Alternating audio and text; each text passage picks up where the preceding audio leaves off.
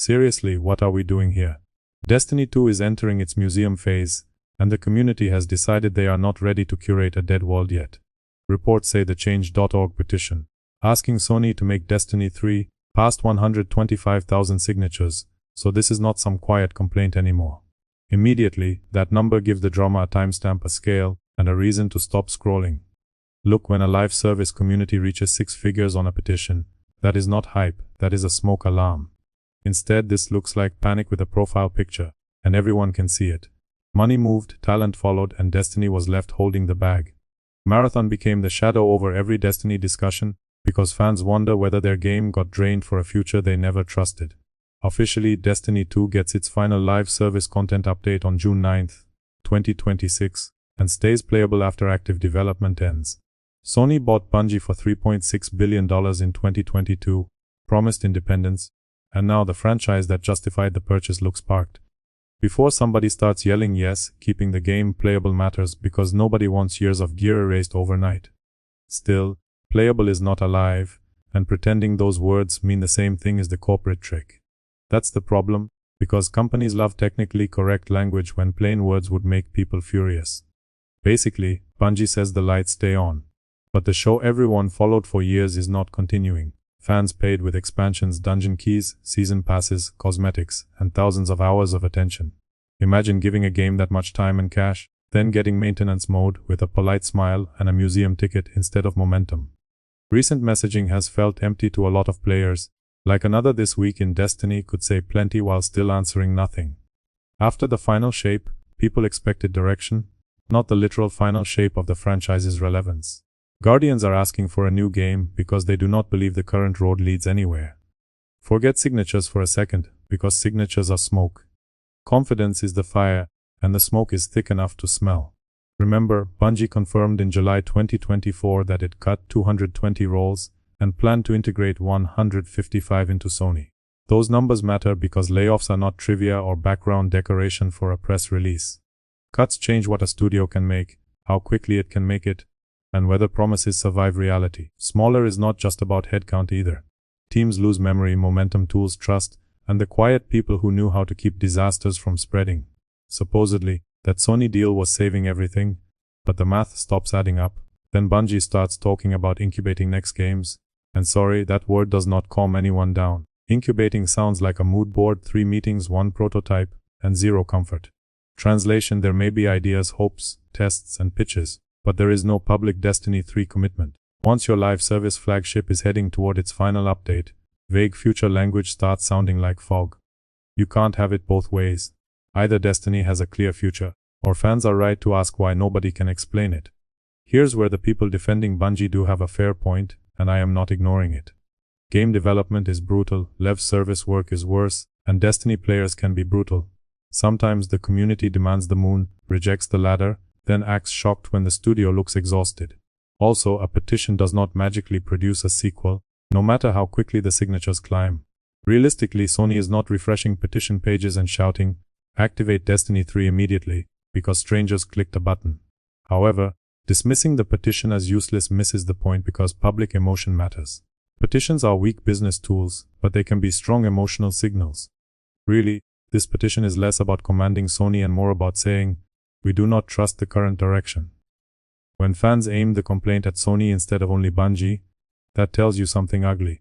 Trust has moved upstairs, away from the studio identity people used to defend like family. Did you sign it, or are you one of the people on Reddit calling this copium? Pick a side right there, because this argument is basically the whole crisis in miniature. One camp thinks pressure is the only language corporations understand. Another camp thinks the petition is just grief with a comment section. Ironically, Sony is not some random firefighter arriving from outside the building. Parent company owns the building now, oversees integration pressure, benefits from the acquisition, and likely helped create the conditions fans want fixed. So why are players begging Sony to save Destiny from problems that happened under Sony's watch? It's a bizarre choice of savior, like asking the person who sold you a leaking boat to come over and show you how to swim. Yet that contradiction is painful, because it shows how broken the trust chain has become. Supporters are not saying Sony is innocent. They are saying Bungie no longer feels like the final adult in the room. Critics calling it copium are not completely wrong, and I get why. Reddit users mocking the petition have a fair point when they say petitions rarely change corporate roadmaps. I get what they're saying, but laughing at people for caring about a franchise consuming thousands of hours feels lazy.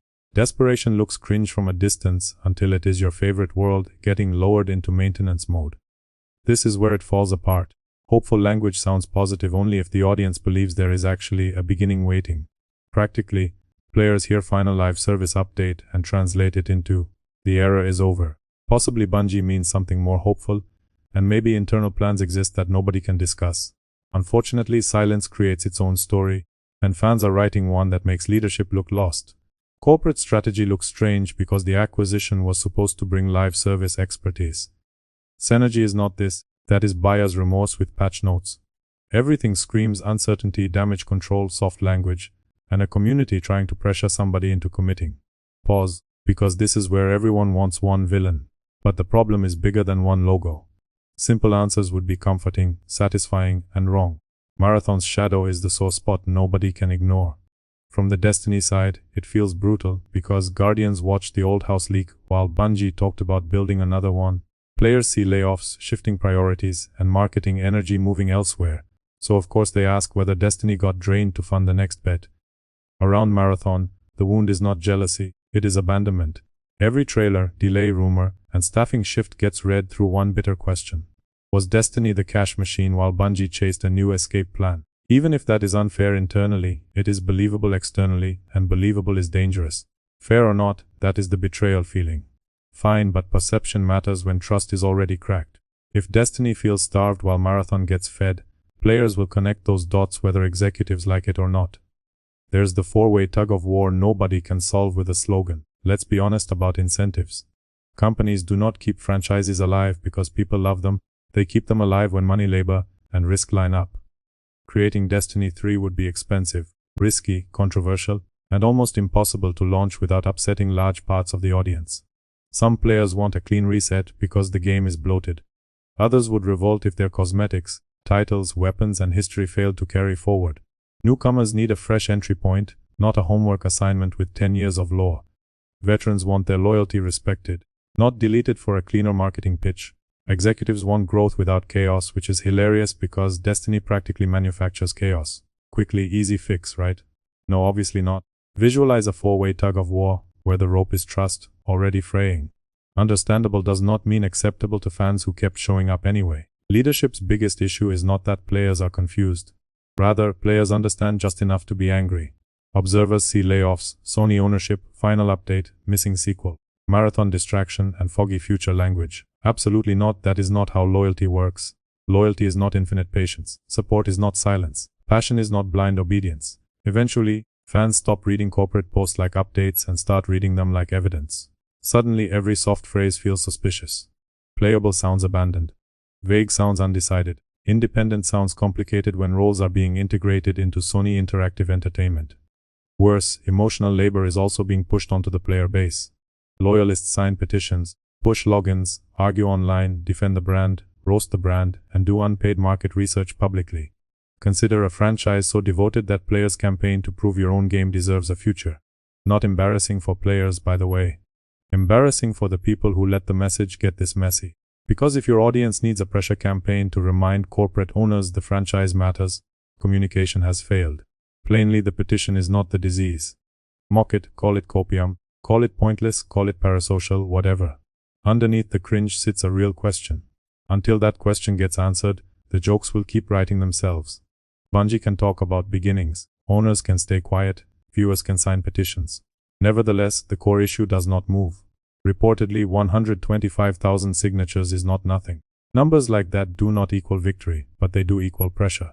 Honestly, that is why the petition matters even if it fails, because failure still exposes the trust gap everyone kept trying to ignore out loud today. More importantly, they mean grief has turned into action. Ultimately, the sharpest read is simple. Audiences want more than Destiny 3 here now. They're asking for proof that the world they invested in has not been quietly downgraded into a museum. Ordinary facts already sound like a roast because the sequence is that awkward. Clear leadership would say what exists, what does not exist, and what players should stop expecting. Evasive messaging makes every rumor louder, every report sharper, and every joke easier to believe. Spare me the victory lap language when the community is asking whether the franchise has a future. Quit calling confusion strategy when the room is burning. Finally, when your fans start a rescue mission for your IP, the problem is not the petition. Conclusion: the problem is they believe rescue is necessary. Here, the comments actually matter, because the split tells us whether this franchise still has a fighting community.